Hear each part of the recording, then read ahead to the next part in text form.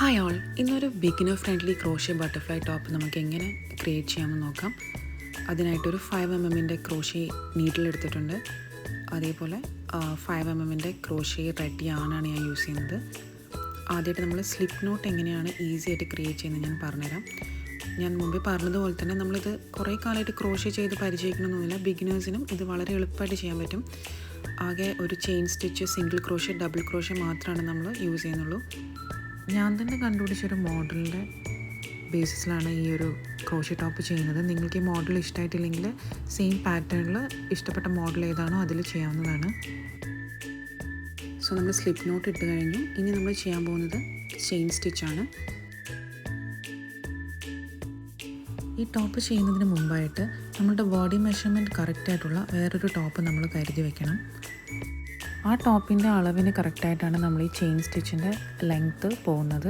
ബാക്കി എല്ലാ മെഷർമെൻറ്റ്സിനും നമുക്കത് ഉപകരിക്കും.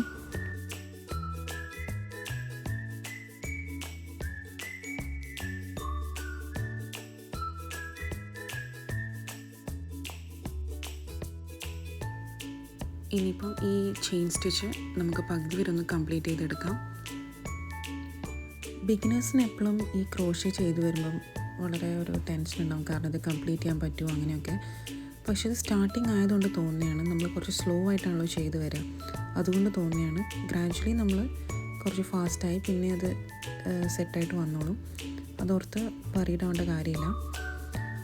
നേരത്തെ പറഞ്ഞ പോലെ ഞാൻ മെഷർമെൻറ്റ് കറക്റ്റാക്കാൻ വേണ്ടി എടുത്ത ടോപ്പാണിത്. സോ ഞാനിത് രണ്ടായിട്ട് ഫോൾഡ് ചെയ്തിട്ടുണ്ട്. നമ്മളിപ്പോൾ ചെയ്ത ചെയിൻ സ്റ്റിച്ച് നമുക്ക് ജസ്റ്റ് ഒന്ന് വെച്ചിട്ട് ഏകദേശം അളവൊന്ന് കണക്കാക്കി നോക്കാം. നമ്മളിപ്പോൾ ചെയിൻ സ്റ്റിച്ച് ഹാഫ് വരെ കംപ്ലീറ്റ് ചെയ്തിട്ടുണ്ട്. ഇനി ടോപ്പിൻ്റെ ലെങ്ത്തിൽ അത് കംപ്ലീറ്റ് ചെയ്തെടുക്കണം. അതിൻ്റെ കൂടെ കുറച്ചുകൂടെ ചെയിൻ സ്റ്റിച്ച് ചെയ്ത് വെക്കണം, കാരണം ആ വിങ്സ് അപ്പിയറൻസ് കിട്ടാൻ വേണ്ടിയിട്ട്.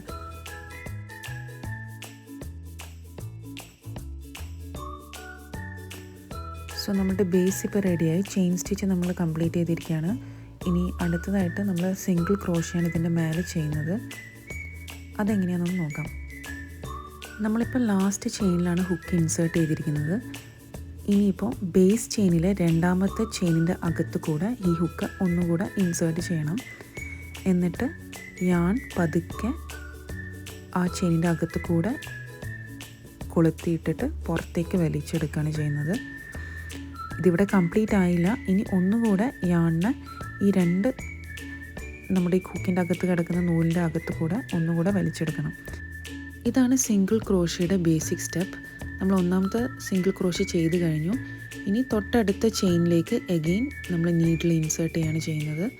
ദെൻ സെയിം സ്റ്റെപ്പ് തന്നെ ഒന്നുകൂടെ റിപ്പീറ്റ് ചെയ്യണം.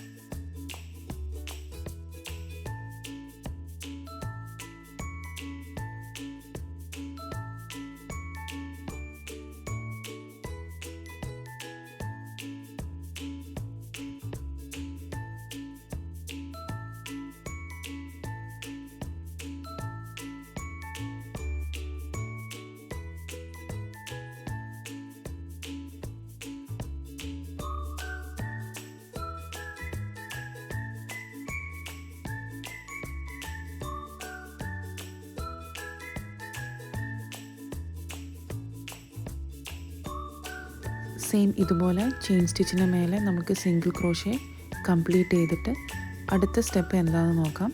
സോ നമുക്കിത് കംപ്ലീറ്റ് ചെയ്യാം. ഫൈനലി നമ്മൾ എൻഡിൽ എത്തിയിരിക്കുകയാണ്. ഇനി അടുത്തതായിട്ട് ചെയ്യേണ്ടത് ചെയിൻ സ്റ്റിച്ച് തന്നെയാണ്. നോർമൽ മുകളിലോട്ടേക്ക് നമ്മൾ ചെയിൻ സ്റ്റിച്ച് ചെയ്തെടുക്കുകയാണ്. സോ 5 ചെയിൻസാണ് നമ്മൾ ക്രിയേറ്റ് ചെയ്യുന്നത്. അതെങ്ങനെ നോക്കാം. ചെയിൻസ് ഒന്ന് മനസ്സിൽ കൗണ്ട് ചെയ്തിട്ട് ചെയിൻ സ്റ്റിച്ച് ചെയ്യാം. 1 2 3 4 5 അങ്ങനെ 5 സ്റ്റിച്ച് നമ്മളിപ്പോൾ ചെയ്ത് കഴിഞ്ഞു. ഇനി പതുക്കെ നീഡിലേക്ക് യാണൊന്ന് ട്വിസ്റ്റ് ചെയ്തെടുക്കണം. എന്നിട്ട് മൂന്നാമത്തെ ചെയിൻ സ്റ്റിച്ചിൻ്റെ അകത്ത് കൂടെ നീഡിലിൻ്റെ ഹുക്ക് ഇൻസേർട്ട് ചെയ്യാം. യാൺ അകത്തേക്ക് വലിച്ചെടുക്കുക. ആദ്യത്തെ രണ്ടെണ്ണത്തിൻ്റെ അകത്ത് കൂടെ യാൺ ഒന്നുകൂടെ വലിച്ചെടുക്കുക. പിന്നെ രണ്ടാമത്തതിൻ്റെ അകത്ത് കൂടെ ഒന്നുകൂടെ വലിച്ചെടുക്കുക. ഇപ്പോൾ ഒരു ലൂപ്പ് ക്രിയേറ്റ് ആയത് കണ്ടോ? ഇതേപോലെ കംപ്ലീറ്റ് നമ്മൾ ടോപ്പ് മൊത്തം ചെയ്തെടുക്കുകയാണ് ചെയ്യുന്നത്. ഇനിയിപ്പോൾ സെക്കൻഡ് ലൂപ്പ് ക്രിയേറ്റ് ചെയ്യാം. അതിനുവേണ്ടി 3 ചെയിൻസാണ് നമ്മൾ ആദ്യം ക്രിയേറ്റ് ചെയ്യേണ്ടത്. എന്നിട്ട് ഡബിൾ ക്രോഷ്യ ചെയ്യണം. അപ്പോൾ പുറത്തത്, അതായത് ഫസ്റ്റ് നമ്മൾ ക്രോഷ്യ ചെയ്ത് തുടങ്ങുമ്പം 5 ചെയിൻ സ്റ്റിച്ച് ആവശ്യമാണ്. അകത്തോട്ടേക്ക് വരുമ്പോൾ 3 ചെയിൻസ് ചെയ്തതിന് ശേഷം ഡബിൾ ക്രോഷ്യ ചെയ്താൽ മതി. സെയിം ആണ് നമ്മൾ ടോപ്പ് മൊത്തം ചെയ്യുമ്പോൾ. അറ്റത്ത് ചെയ്യുമ്പോൾ എപ്പോഴും 5 ചെയിൻസ് ചെയ്തതിന് ശേഷം ഡബിൾ ക്രോഷ്യ ചെയ്യണം. അകത്തോട്ടേക്ക് വരുമ്പോൾ 3 ചെയിൻ സ്റ്റിച്ച് ചെയ്തതിന് ശേഷം ഡബിൾ ക്രോഷ്യ ചെയ്യണം.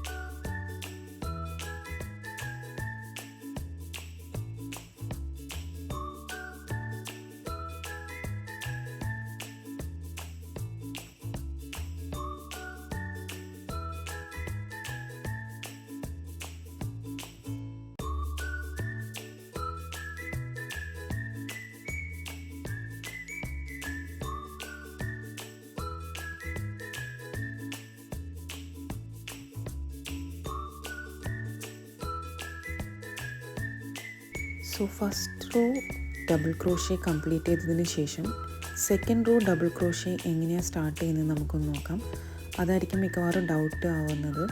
സോ നമ്മൾ ഇപ്പോൾ ഈ first row double crochet complete ചെയ്തിട്ട് നമ്മൾക്ക് വീണ്ടും ആ എൻഡിലെത്തുമ്പോൾ ഒന്നും കൂടെ നോക്കാം എങ്ങനെയാണ്. ഞാനിപ്പോൾ ഒരു റോ കംപ്ലീറ്റ് ചെയ്തെടുത്തിട്ടുണ്ട്. ഇനിയിപ്പോൾ അടുത്ത റോ എങ്ങനെയാണെന്ന് നോക്കാം. നമ്മളിപ്പോൾ എൻഡിലെത്തിയിരിക്കുകയാണ്. സോ ഇവിടെ നിന്ന് എഗെയിൻ നമ്മൾ 5 പ്രാവശ്യം ചെയിൻ സ്റ്റിച്ച് ചെയ്യണം. ഞാൻ നേരത്തെ പറഞ്ഞതുപോലെ എൻഡിലെപ്പോഴും 5 പ്രാവശ്യമാണ് ചെയിൻ സ്റ്റിച്ച് ചെയ്യേണ്ടത്. സോ ഇവിടെ നമ്മൾ 5 പ്രാവശ്യം ചെയിൻ സ്റ്റിച്ച് ചെയ്തെടുത്തു. ദെൻ ഡബിൾ ക്രോഷ്യ സെയിം നമ്മൾ നേരത്തെ കാണിച്ച അതേ പാറ്റേണിൽ എൻഡ് ചെയിൻ്റെ അകത്ത് കൂടെ ഇൻസേർട്ട് ചെയ്യാം. പതുക്കെയാണ് അകത്ത് കൂടെ വലിച്ചെടുക്കുക. ആദ്യത്തെ 2 എണ്ണത്തിൻ്റെ അകത്ത് കൂടെ യാൺ ഒന്നും കൂടെ വലിച്ചെടുക്കുക. എഗെയിൻ രണ്ടാമത്തതിൻ്റെ അകത്ത് കൂടെ യാൺ ഒന്നും കൂടെ വലിച്ചെടുക്കാം. കഴിഞ്ഞു, സിമ്പിളാണ്. പിന്നെ അടുത്ത റോ സ്റ്റാർട്ട് ചെയ്യുമ്പോഴും 5 പ്രാവശ്യം ആദ്യം ചെയിൻ സ്റ്റിച്ച് ചെയ്തെടുക്കുക. എന്നിട്ട് ഡബിൾ ക്രോഷ്യ.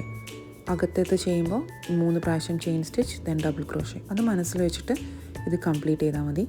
രണ്ടാമത്തെ റോ ചെയ്യുമ്പോൾ ചെറിയൊരു ചേഞ്ച് ഉണ്ട്. കാരണം നമ്മൾ ചെയിനിലേക്കല്ല നമ്മൾ ഇൻസേർട്ട് ചെയ്യുന്നത്, നേരെ ഫസ്റ്റത്തെ ലൂപ്പിലേക്കാണ് ഇൻസേർട്ട് ചെയ്യുന്നത്. എന്നിട്ടാണ് ഡബിൾ ക്രോഷ്യ ചെയ്തെടുക്കുന്നത്. ഇപ്പോൾ നിങ്ങൾക്ക് ഇതിൽ കാണുമ്പോൾ അതിൻ്റെ ഒരു മാറ്റം മനസ്സിലാവുന്നുണ്ടെന്ന് വിചാരിക്കുന്നു. ഇനി ചെയ്യുന്നതൊക്കെ ഓരോരോ ലൂപ്പിലേക്കാണ് നമ്മൾ ഇൻസേർട്ട് ചെയ്യുന്നത്.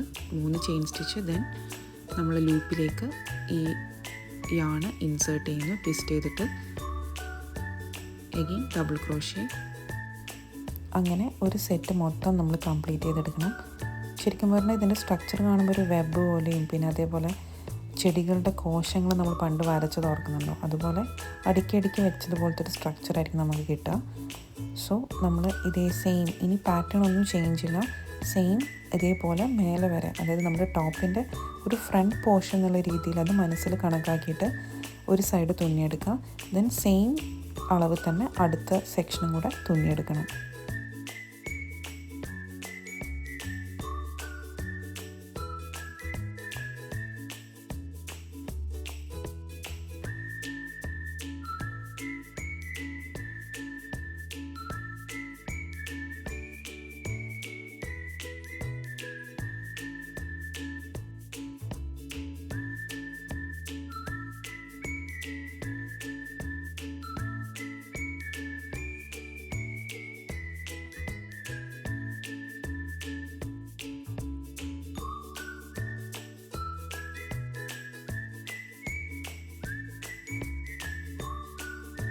സോ സെയിം സ്റ്റിച്ച് തന്നെ റിപ്പീറ്റ് ചെയ്ത് നമുക്കിത് കംപ്ലീറ്റ് ചെയ്തെടുക്കാം.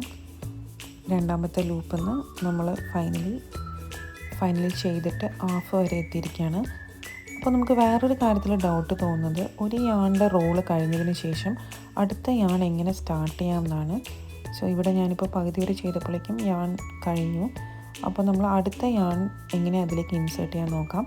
അപ്പോൾ നമ്മളിപ്പോൾ ഇനി 3 ചെയിൻ സ്റ്റിച്ച്, നമ്മൾ മിഡിലാണുള്ളത്, അപ്പോൾ 3 ചെയിൻ സ്റ്റിച്ച് നമ്മൾ കംപ്ലീറ്റ് ചെയ്യാണ്. എഗെയിൻ നീഡിൽ ട്വിസ്റ്റ് ചെയ്തതിന് ശേഷം ഹുക്ക് അടുത്ത ലൂപ്പിൽ ഇൻസേർട്ട് ചെയ്തു. പതുക്കെ യാൺ വലിച്ചു. യാണിന് ആദ്യത്തെ 2 എണ്ണത്തിൻ്റെ അകത്ത് കൂടെ പതുക്കെ പുള്ള് ചെയ്യാം.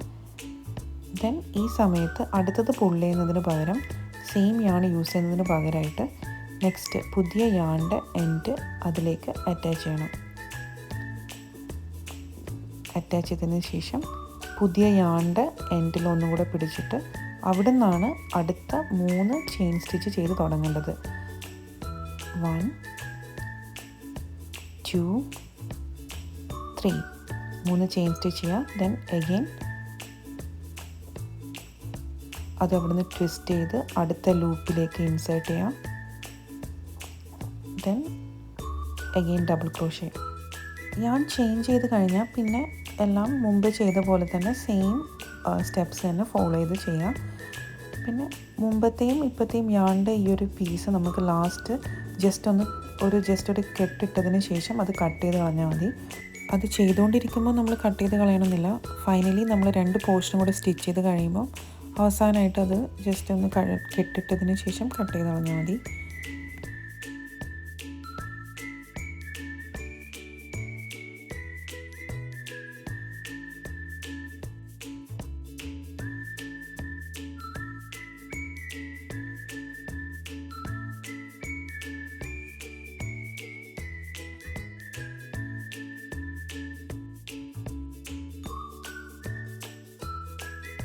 ഇപ്പോൾ ടോപ്പിൻ്റെ മുൻവശത്ത് ഹാഫ് പോർഷൻ നമ്മൾ കംപ്ലീറ്റ് ചെയ്തു. ഇനി ഇത് മൊത്തം നമ്മുടെ ഫ്രണ്ട് പോർഷൻ കംപ്ലീറ്റ് ആയിട്ട് നമുക്ക് ക്രിയേറ്റ് ചെയ്തെടുക്കണം. ഇപ്പോൾ ഞാനത് മൊത്തം കംപ്ലീറ്റ് ചെയ്തു. ഇനി ഇതേപോലെ ഒരു സെറ്റ് കൂടെ ഉണ്ടാക്കിയെടുക്കണം. സെയിം പാറ്റേൺ, സെയിം സ്റ്റെപ്സ് എല്ലാം സെയിം തന്നെ. അതാണ് നമ്മുടെ ബാക്ക് സൈഡായിട്ട് വരുന്നത്. സോ നമുക്കത് കംപ്ലീറ്റ് ചെയ്യാം.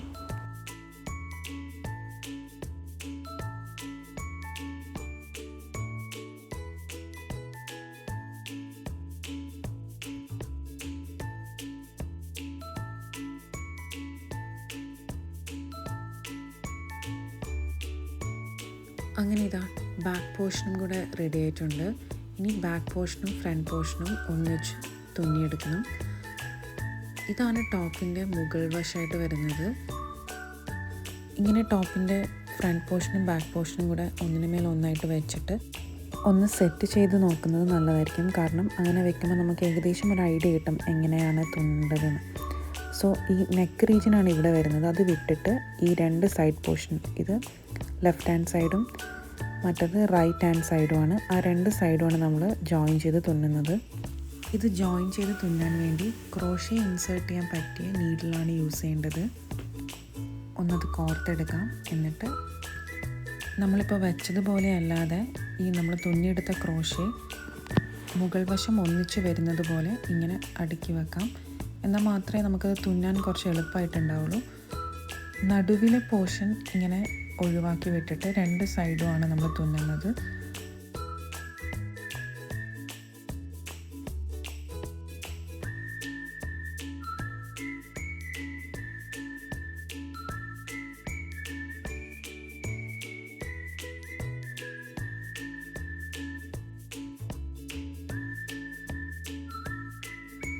ഒന്നാമത്തെ പോർഷൻ്റെ ചെയിൻ സ്റ്റിച്ചിൻ്റെ അകത്തുകൂടെ നീഡിൽ ഇൻസേർട്ട് ചെയ്യാം.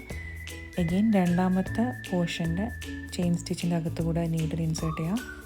ദെൻ പതുക്കെ നൂല് വലിക്കാം. ആവശ്യത്തിനുള്ള നൂല് അന്നേരം തന്നെ ഒന്ന് നീക്കി വെക്കുക. കാരണം നമ്മളൊരു ഹാഫ് പോർഷൻ തുന്നേണ്ടതായിട്ടുണ്ടല്ലോ, അതുകൊണ്ട് കുറച്ചധികം എടുക്കാം. പിന്നെയും അതേ സെയിം സ്റ്റെപ്പ് അടുത്ത ചെയിൻ സ്റ്റിച്ചിൻ്റെ അകത്തുകൂടെ ഇതേപോലെ വലിച്ചെടുക്കാം. വളരെ ഗ്യാപ്പ് ഇട്ടിട്ട് വേണം ഇത് സ്റ്റിച്ച് ചെയ്തെടുക്കാൻ. എന്നിട്ട് നമ്മൾ മുകളിൽ നിന്നും താഴെ നിന്നും ഈ യാൺ പിടിച്ച് വലിക്കുമ്പോൾ ടൈറ്റ് ആയിക്കോളും. അതുകൊണ്ട് നമ്മൾ ആദ്യം വളരെ ലൂസായി തുന്നിയെടുക്കുക. കുറച്ച് പോർഷൻ വരെ തുന്നാവുള്ളൂ. എന്നിട്ട് നമ്മൾ മുകളിലെ യാണും താഴത്തെ യാണും ഒന്നിച്ച് വലിക്കുകയാണ് ചെയ്യുന്നത്. അങ്ങനെ ചെയ്യുമ്പോൾ സ്റ്റിച്ച് രണ്ടും ഒന്നിച്ച് നല്ല ടൈറ്റായിട്ട് ഇരുന്നോളും. അപ്പോൾ ഇതേപോലെ നമ്മൾക്ക് ഹാഫ് പോർഷൻ ഇങ്ങനെ തുന്നിയെടുക്കാം.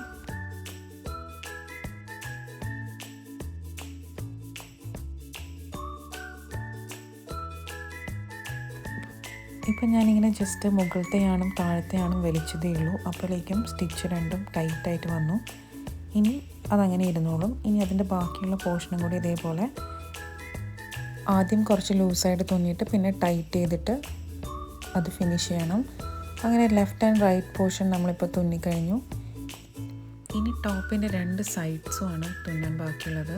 അതിന് വേണ്ടിയിട്ട് നമ്മൾ മെഷർമെൻറ്റിന് ആദ്യം എടുത്തു വെച്ച ടോപ്പ് ഇപ്പോൾ തുന്നാനിരിക്കുന്ന ടോപ്പിൻ്റെ മുകളിൽ വെച്ചിട്ട് ഏകദേശം കറക്റ്റ് അളവിങ്ങനെ മാർക്ക് ചെയ്ത് വെക്കുക. സാധാരണയായിട്ട് ഇപ്പോൾ ടോപ്പ് തയ്ക്കുമ്പം അകത്തെ വശം തയ്ച്ചതിന് ശേഷം പുറത്തേക്കിങ്ങനെ തിരിച്ചിടലാണല്ലോ സാധാരണ ചെയ്യുന്നത്. പക്ഷെ ഇതങ്ങനെ ചെയ്യേണ്ട കാര്യമില്ല. ബട്ടർഫ്ലൈ ഡിസൈൻ ആയതുകൊണ്ട് തന്നെ സ്റ്റിച്ചൊക്കെ അകത്തേക്ക് തന്നെയാണ് ഓൾറെഡി വരുന്നത്. അതുകൊണ്ട് നമ്മൾ എങ്ങനെയാണോ ഇടുന്നത് അതേ വശത്ത് തന്നെ നമുക്ക് സ്റ്റിച്ച് ചെയ്യാൻ പറ്റും.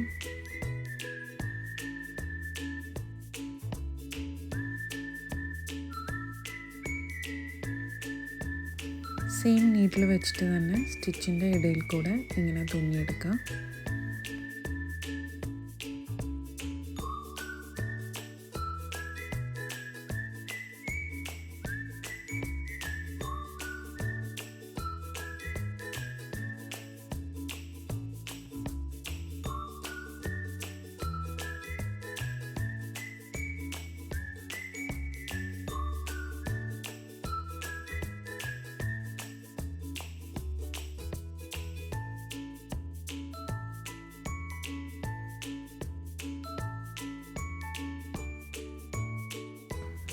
ഒരു സ്ട്രെയിറ്റ് ലൈൻ വരുന്നത് പോലെ തുന്നിയെടുത്താൽ മതി. കൈയുടെ തൊട്ട് താഴത്തെ വശം തയ്ക്കേണ്ടതില്ല. അപ്പോൾ ഒരു ബട്ടർഫ്ലൈ ഡിസൈൻ നമുക്ക് വരില്ല. അതുകൊണ്ട് തന്നെ സ്ട്രെയിറ്റ് ആയിട്ട് ഹാഫ് പോർഷൻ ഇങ്ങനെ തുന്നിയെടുത്താൽ മതി. ആദ്യത്തെ ഒരു വശം നമ്മളിങ്ങനെ തുന്നി. ഇനി അടുത്തത് സെയിം ഏകദേശം അളവ് കറക്റ്റാക്കി അപ്പുറത്തെ വശവും ഇതേപോലെ തുന്നിയെടുക്കുക.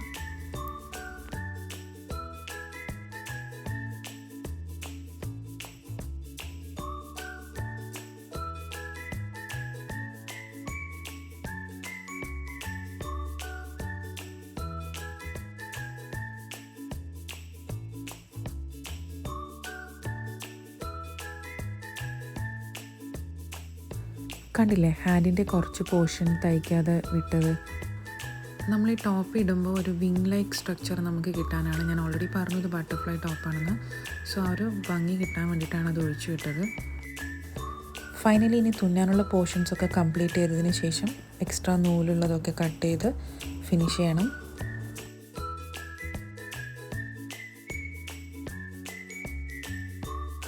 അങ്ങനെ നമ്മുടെ ബട്ടർഫ്ലൈ ടോപ്പിൻ്റെ ഫൈനൽ ലുക്ക് ഇതാണ്. റെഡോ ബ്ലാക്കോ അങ്ങനെ ഏതെങ്കിലും ഇന്നർ ഇട്ടിട്ട് നമുക്ക് ഈ ക്രോഷേ ടോപ്പ് വെയർ ചെയ്യാൻ പറ്റും. സോ നിങ്ങൾക്ക് ഈ ഡിസൈൻ ഇഷ്ടപ്പെട്ടെങ്കിൽ എന്തായാലും ലൈക്ക് ആൻഡ് കമൻറ്റ് ചെയ്യുക.